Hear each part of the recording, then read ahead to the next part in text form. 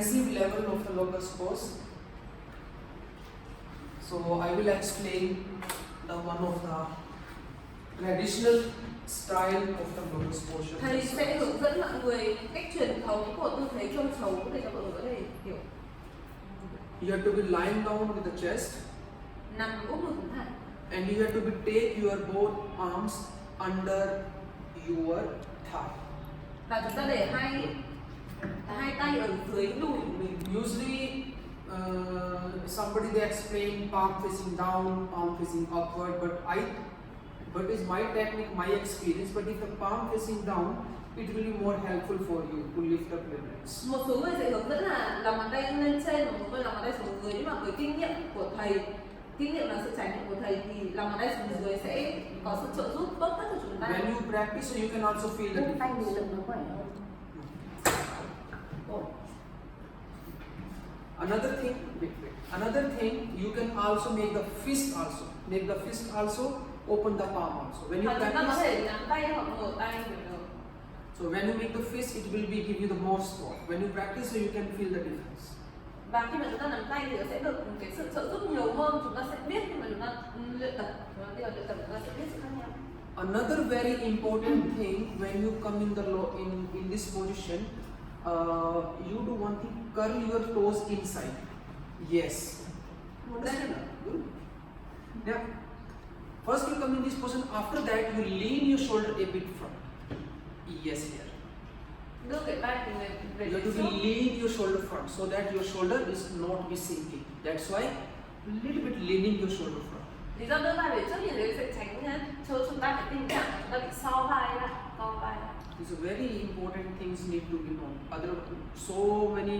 So many teachers they will never explain about this, but this is very Nhớ important. đừng dùng cổ như này nhé. Yes. Rất là nhiều giáo viên không bao giờ nói về cái vai rồi, nhưng mà đây là cái điều cực kỳ quan trọng đấy.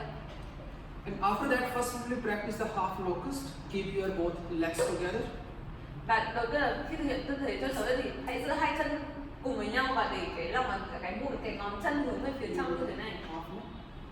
Half full. Chỉ And là now một nửa thôi. inhale and exhale with the high chin. Just that's it. Only here. So this locust posture, you have to be lift up your legs just somewhere nearby 45 degree. You can say. Đầu tiên là chúng ta sẽ nâng hai chân lên ở cái 45 độ như thế này kìa, khoảng 45 độ như thế này. Yeah. Engaging your stomach, and you have to be engage your hip as well. Siết bụng lại và siết mông lại. Inhale and exhale. Exhale, you have to be lift up, and once you come in the position, then you can be breathe normally and breathe continuously. Hít vào và khi mà chúng ta thở ra chúng ta phải nâng chân lên nè. Còn khi mà chúng ta hoàn thành cái tư thế hoàn chỉnh rồi chúng ta sẽ thực hiện thực hiện hơi thở bình thường. And you have to be lock your knee so that you have to keep lengthening your legs. Khóa gối, đó là lý do tại sao chúng ta phải kéo dài cái chân của chúng ta ra. Initially, sometimes maybe you or maybe some of your students they are facing the challenge they are feeling so difficult to keep their legs together. So in that case, you can keep a spot with a block like. Một số người cảm thấy rất là khó khăn khi mà giữ được hai chân cùng với nhau để mà nâng nó lên ấy, thì đây chúng ta sẽ đặt một cái gạch vào giữa để cho người ta có cảm giác là hai chân người ta đang kích một cái gì đấy. Understand first thing?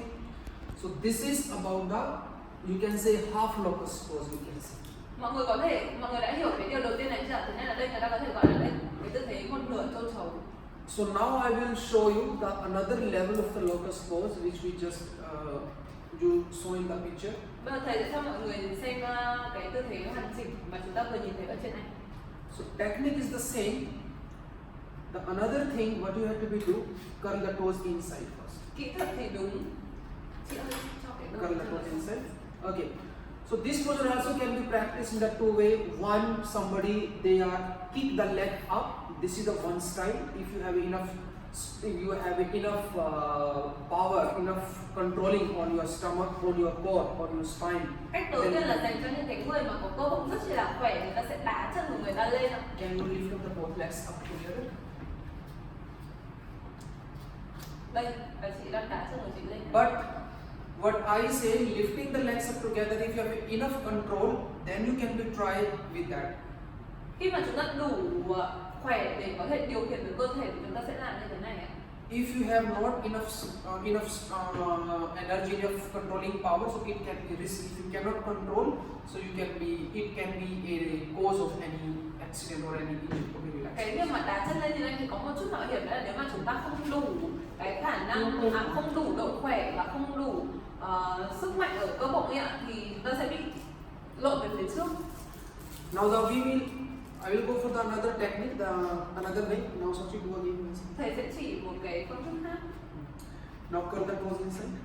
Yes, curl the toes and now walk inside. Yes, like this. You have to walk inside, walk inside, walk inside. Then you lift one leg up first. Ở trong cách này chúng ta sẽ đi bộ hai cái chân chúng ta dần về phía trước và nhấc một chân lên trước. And this you can also give them the preparatory practice. This can you also be used as a modifications. Đây cũng là một sự trợ giúp cho mọi người khi mà vào cái tư thế hoàn chỉnh.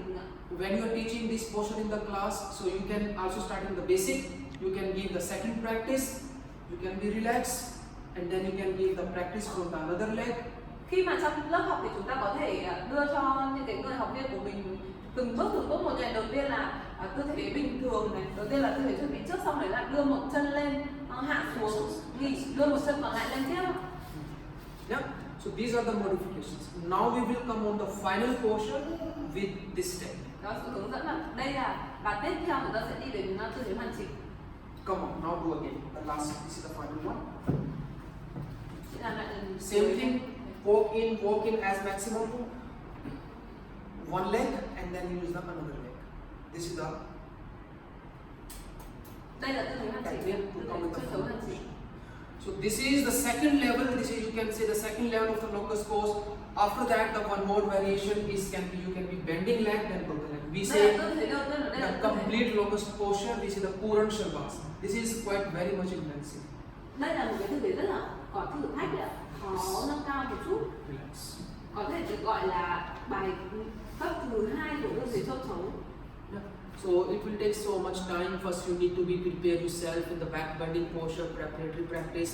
You need to be work on your core strength.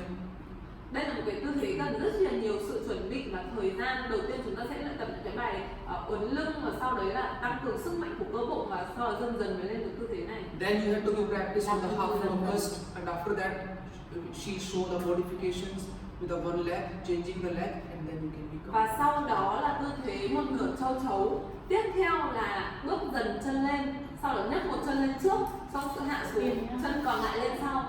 Đầu tiên việc Đấy là những cái bước từ từ đấy ạ. đặt cái tay về đùi này, úp tay thì mình sẽ có nhiều lực hơn để mình đấy. Đầu tiên mình tập dần từng chân một thôi, đưa lên. Xong lại hạ xuống, xong rồi chân còn lại. Because firstly, you Đó là phải need xếp cái khối này lại. yes.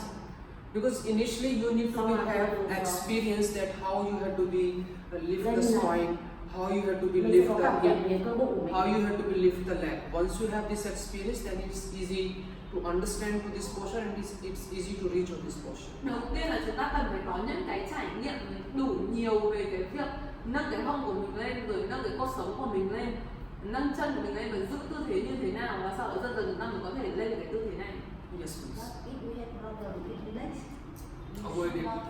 You cannot be do the both legs like the complete pose. You can do the simple one. Nếu mà mình có vấn đề với cổ thì mình có thể làm tư thế đơn giản. chỉ cái này thôi.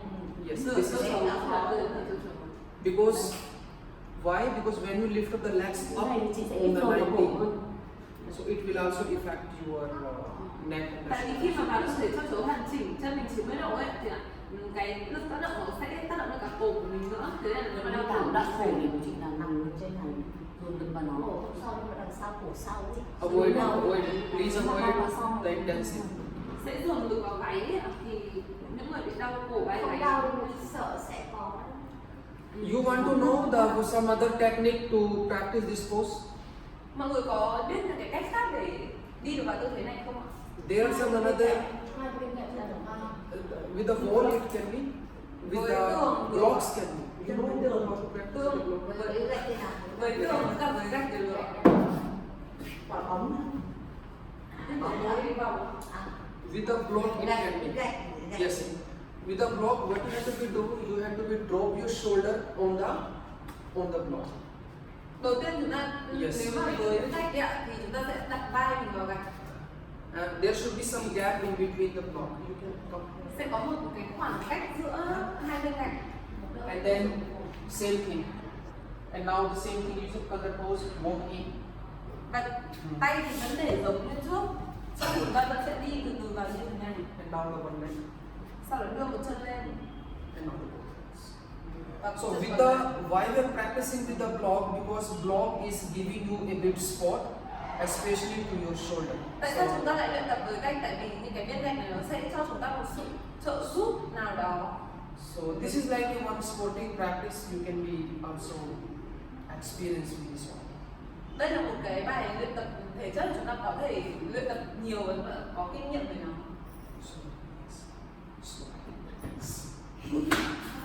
I see. Because when you practice this kind of pose, especially for the back, you need to be strong with your core. Because if you are not strong with the core, because you have to be control your spine also during this practice. Ở trong tư thế này chúng ta phải thực sự có một cái cơ bụng khỏe để có thể điều khiển được cái cơ thể của mình. Because once she come in the posture, but when she has to get out from the posture, and if she lost control, so she will fall just very directly. Tại vì nếu mà mình có thể lên một cách dễ dàng nhưng khi mà mình xuống mình không thể kiểm soát được cơ thể của mình thì có thể mình sẽ bị đập cả người mình xuống nhé. Nó là chấn thương rất là nghiêm trọng vậy. So we already practice. Sâu vặn kinh ngạc. We practice all the level of the locus. Any questions you have? Chúng ta đã vừa biết được hết cả những cái bước để luyện tập cái tư thế cho cháu rồi, mọi người câu hỏi gì không? No? How to fold. Yes, good. Actually, No. this is the one of the modifications of the locus pose. This we say the chin stand Đấy actually. là chin stand mà. Chin stand. Còn lại thấy động tác Của chị là như này nhé. Chị thấy chị ngầm đây. đây là tay, đây là chỉ. Yes. Đây là chin stand nha, không phải cho cháu. This is we say the chin stand, but chin stand is also coming from the locus pose. Nhưng mà cái tư thế đứng bằng cẳng này cũng đến từ tư thế châu chấu. So you can say the easiest form of the locust pose is the chin stand. Đây là tư thế dễ hơn của tư thế châu chấu. Dễ hơn cho cháu hả? When you see the traditional yoga posture, you will not find the chin stand. Chin stand is another creative Bao giờ làm được chin stand modification xong in rồi the đi modern cho yoga. cháu. Tại vì là Khi mà mọi người nhìn vào những cái tư thế yoga truyền thống nhá, thì mọi người sẽ không nhìn thấy cái tư thế đứng bằng cằm này đâu. Cái tư thế đứng bằng cằm này là biến thể sau này người ta đưa ra để dễ dàng hơn đi vào tư thế châu chấu. tại vì nhiều người không làm được họ phải dùng rất nhiều tay để giữ cái cận lực này. But this is also okay if you can do this one. So chin stand can be another option to feel and to understand the locus pose. It's okay. Nhưng mà cái tư thế đứng bằng cằm này cũng là một cái cách rất là dễ để chúng ta có thể dễ dàng cảm nhận cái tư thế châu chấu hơn. Yeah. So I give you 5 minutes.